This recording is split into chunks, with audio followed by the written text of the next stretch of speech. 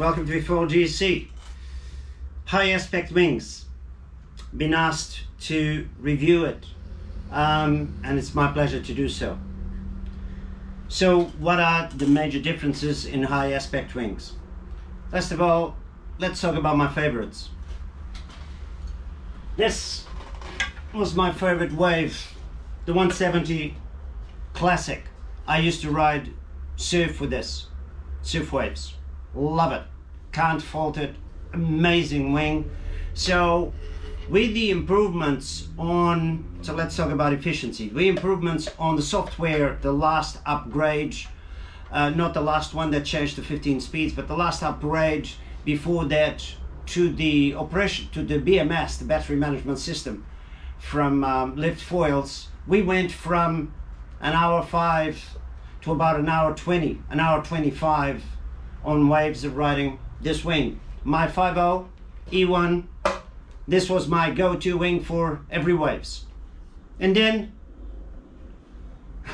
Liftfoils changed my life again. So they brought in the high aspect. You saw that wing in my hand, right? So this is the 170 square inch Classic. This is the 170 square inch high aspect. Have a look at this thing of beauty. It's awesome. That's a 50 back. Why do I use a 50 back? Because as per the advice of the guru, that is for this wing, for my weight, the best compromise there is, the best level of efficiency. I went from an hour and 20, an hour and 25 on the battery to an hour 50 just by changing the wing.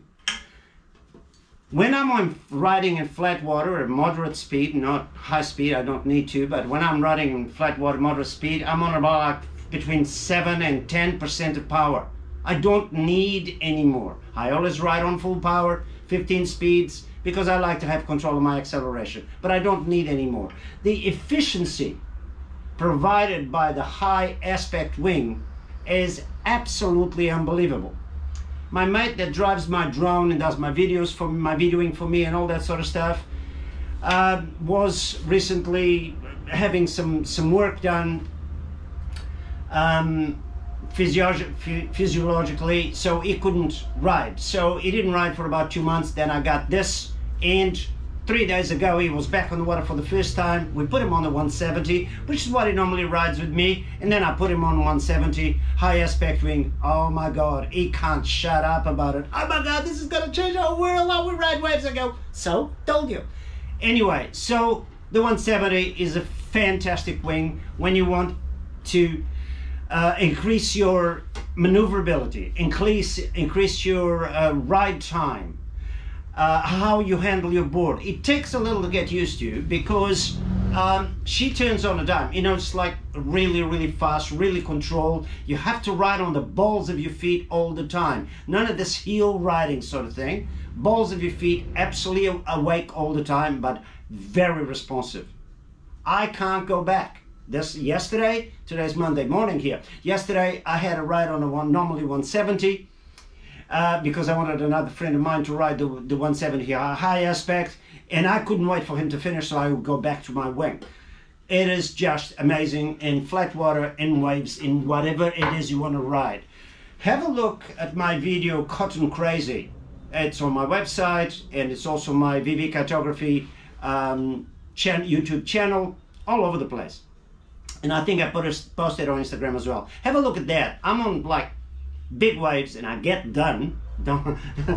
I'm never shy of posting my crashes. I get done, but I'm on the high aspect wing is another thing altogether. But the review today started because everybody keeps asking me, what about the 200? Here we go. We got the 200. So if you have a look at a 170 and a 200, they have exactly the same width. So the difference is on the cord of the foil. So, which means this area between there and there, that distance is longer on the 200. So this is where it increases from 170 square inches to 200 square inches in area. I ride this with the 34. This is a surf, so you can change. It's a surf model, which means you can change the back wings. So Liftfoils makes a 50, 40, a 34 and a 25 in the models that are available to everyone. I also know that they make some really fast racing machines for Laird Hamilton and Kyle Landy and all of those guys. But for us, mere folk, I ride the 200 with the 34 surf. So what does this do? In terms of the 170, I can't find any difference in top speed. It literally is just about the same. But the difference is I'm going to have to ride this 200 right at the nose of my board because she generates lift. And according to Nick, the 34 is the best for my weight. Again, please remember this is for my weight. I'm 73 kilos, 5'8" in a bit. So that's the best compromise for me. If you have if you require less support, yeah, by all means put a 25 on it. If you require a little bit more, put a 40 or even a 50, you'll be fine. It just depends on what your specific requirements are. You have to ride this according to your weight. Another 15 kilos, another 20 kilos on you, put on a bigger back wing. It creates you a bit more support. So what does the 200 do? If I want to glide over there over 2 hours on one battery, and this is not made up. This is not a claim. This is reality. I can do this. Okay? If I want to ride two hours, I will ride the 200 with a 34. On my 5.0, I have no problems in achieving that. Well, is it the most exhilarating ride? Yeah, about an hour 40 I get bored because I haven't been riding waves and all that sort of stuff. To get those long times, I'm going to be riding mostly flat water, doing some sightseeing, chasing some whales. Seen my videos with whales. Play around, do some sightseeing. Fantastic. For that type of ride on flat water, whatever, hit the 200.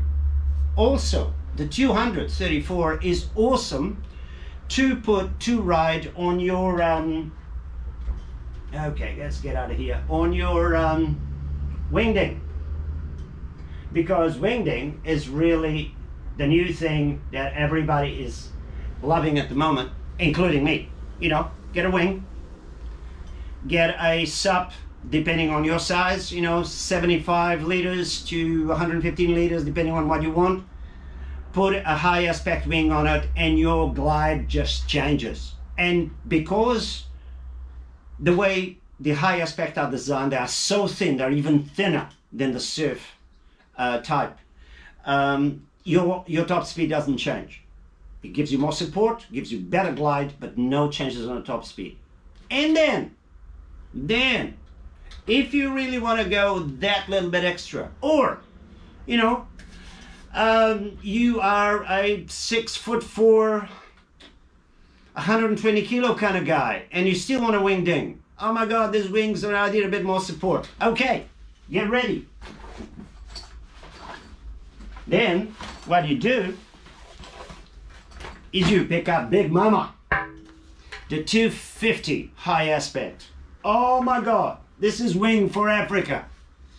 I've got a 25 on the back because that's all I can handle. Can I ride this on my eFoil, on my 5.0? Yes, I can. Can I ride it comfortably? I'm lightweight.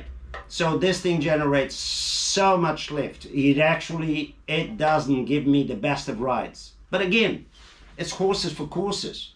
Depending on what course you're going to ride, depending on your riding ability, depending on your weight, you need a different wing. So this is what I use for my 6'3" Fanatic Sup in my Ozone 4-meter wing, the Wasp. Oh man, the glides are amazing. You just on it and then you put the wing behind you and you just keep pumping it, and it's a pump machine, serious pump machine. Would I advise everyone to upgrade to the high aspect? If you can ride get a high aspect. Just trust me, is just an awesome improvement. So again, all of these opinions are personal. I have been riding Liftfoils for a very long time, and everybody says, have you tried this, have you tried that? Yes, I have tried it. And you don't want to change? I said, it ain't broken, don't fix it. I already ride the best. I don't have broken wings, I don't have broken masts, I don't have broken pieces of equipment. I continue riding every single day. I don't have to resharpen things. I don't have to do anything in particular. Hey, see this smile? I'm loving it. Guys, have a great time.